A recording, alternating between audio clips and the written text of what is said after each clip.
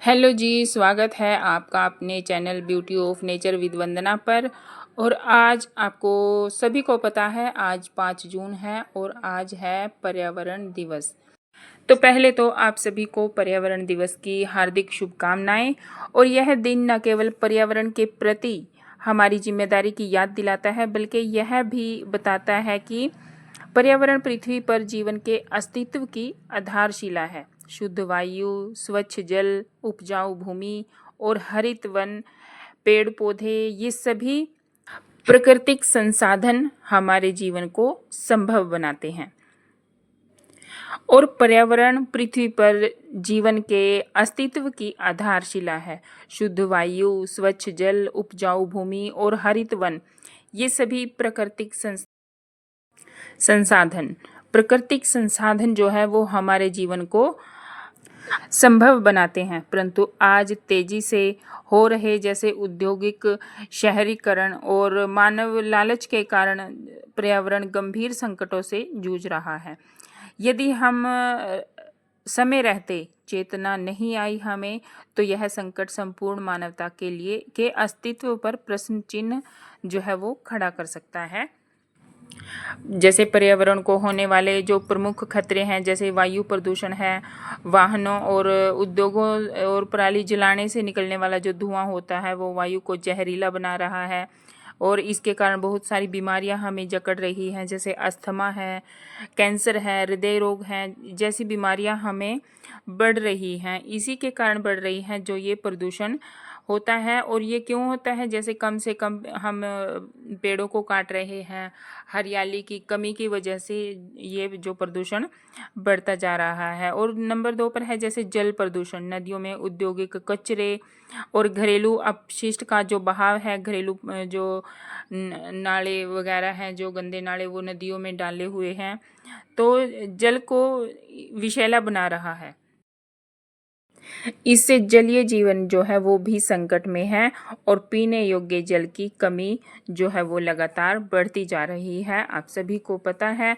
और जैसे वनों की कटाई ज़्यादा अधिकतर हो रही है, जंगलों की अंधाधुंध कटाई जैव विविधता को जो है वो नष्ट कर रही है और जलवायु परिवर्तन को वो है तीव्र कर रही है। और उसके बाद है ग्लोबल वार्मिंग।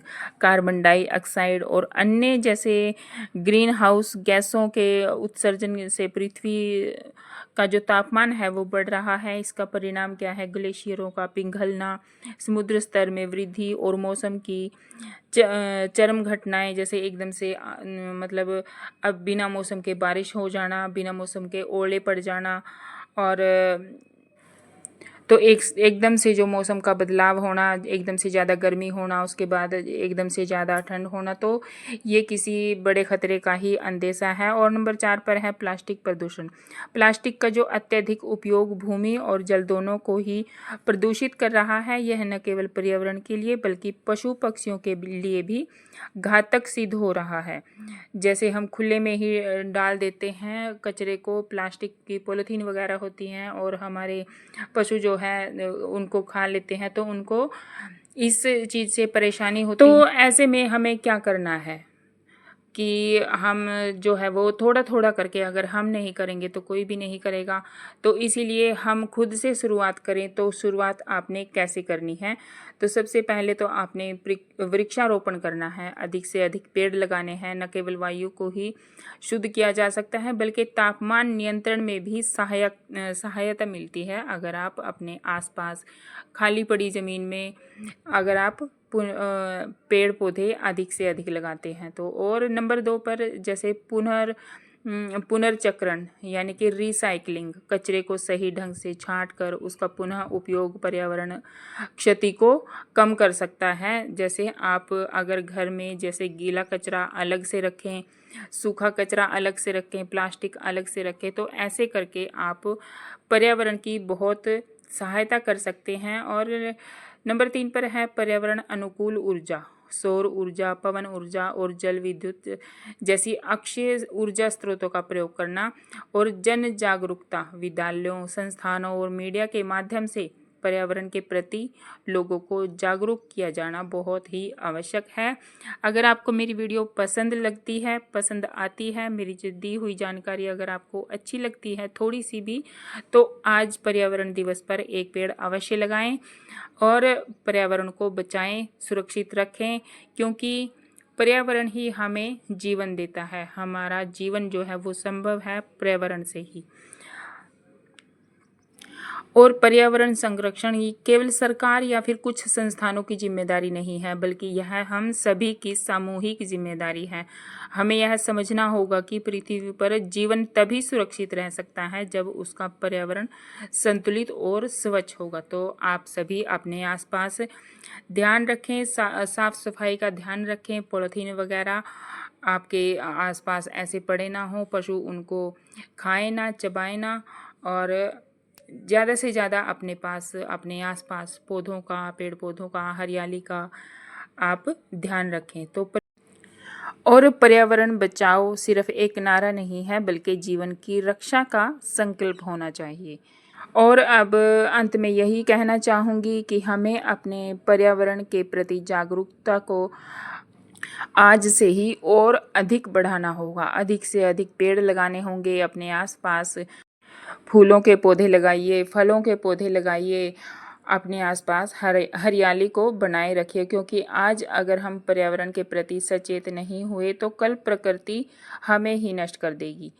तो यह थी कुछ लाइनें हमारे पर्यावरण दिवस पर। मेरा सुझाव, मेरी सोच जो है वो मैंने आपके साथ साझा की है। और अगर आप मेरी सोच से, मेरी बातों से, मेरी इन लाइनों से सहमत हैं तो कमेंट बॉक्स में कमेंट करके ज़रूर बताइएगा और वीडियो को लाइक शेयर अवश्य कीजिएगा। और अगर आप चैनल पर नए हैं तो चैनल को सब्सक्राइब कर लीजिएगा, ताकि मेरी हर वीडियो का नोटिफिकेशन आप तक पहुंच जाए।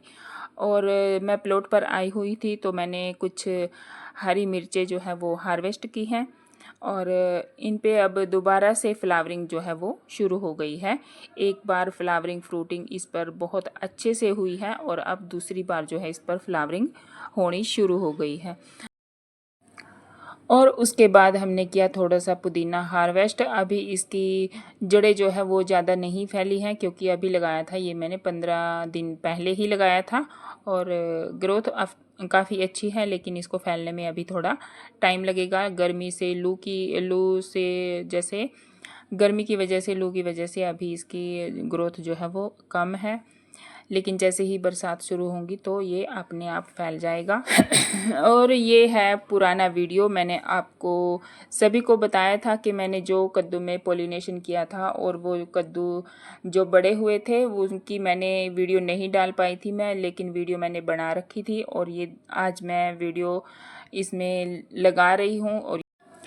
और ये देखिए, पोलिनेशन करने के बाद ही मुझे ये कद्दू जो है वो हार्वेस्ट करने को मिले थे, और कद्दू का साइज भी काफ़ी अच्छा हो गया था, काफ़ी हेल्दी थे, बिना केमिकल के, कोई स्प्रे नहीं था इनमें, कुछ भी नहीं था।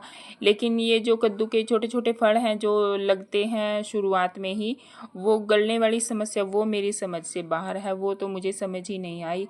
कद्दू इस पर हार्वेस्ट करने के लिए रेडी हो गए थे, और छोटे छोटे जो है बेबी पंपकिन यानी कि छोटे छोटे कद्दू के फल जो है वो भी लगे हुए थे। लेकिन ये लगातार जो कद्दू के फल हैं वो गलने वाली समस्या जो है, फल गल जाता है, सड़ जाता है, ये मेरी समझ से बाहर है, ये तो पता ही नहीं। और उसके बाद तो इनमें से 2 प्लांट तो ख़त्म ही हो गए हैं, जैसे इनकी जड़ों में पता नहीं क्या कीड़े का अटैक हो गया था, तो 2 पौधे जो है वो ख़त्म हो गए हैं। और यहाँ पर हमने 3 कद्दू हार्वेस्ट किए थे हमने उस दिन, 1 बेल से और 2 पौधों से, ये मैंने हार्वेस्ट किए थे, और ये वीडियो मैंने आपको दिखाया है।